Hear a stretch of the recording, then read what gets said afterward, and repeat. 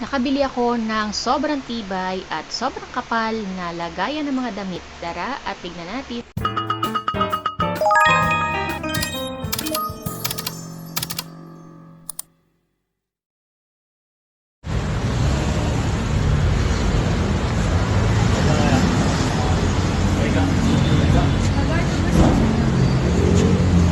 Ay,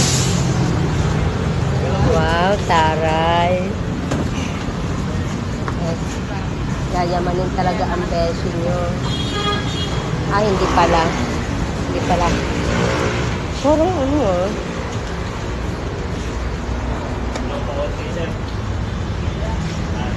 Ang sexy mo, besh. Ang sexy. Eh. Ha? O, yan na.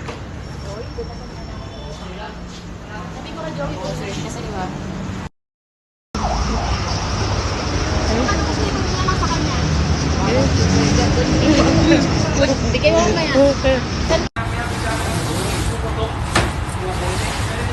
May ori. Mamban?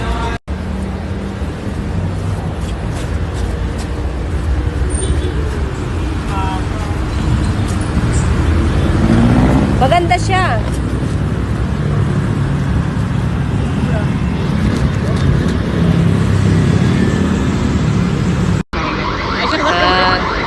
O, sumakay ka na.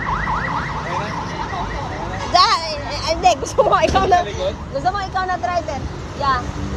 Ayan na, nandiyan na yung tip mo. Ayaw kong buksan. Ay, pero gusto pa pagbuksan pa. Ayaw nga nakalak. Ingat ka. Ay, kuya, besh. Nagbigay na ako kay kuya ng tip niya. Huwag ka na huwag mo na bigyan. Oy, baka dudublehin mo, magiging mahirap tayo. 1 buwan lang tayo dito. Salamat po. Ingat kayo.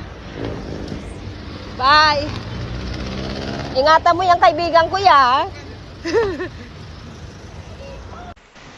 Fast forward, nandito na nga kami sa bahay pagkaraan ng 1.5 oras ng biyahe at medyo traffic nga kaya naman nag-shortcut na si Kuya Lala Move. So ito nga pala yung napakaganda, napakalaki at napakakapal na Durabox na aking nabili.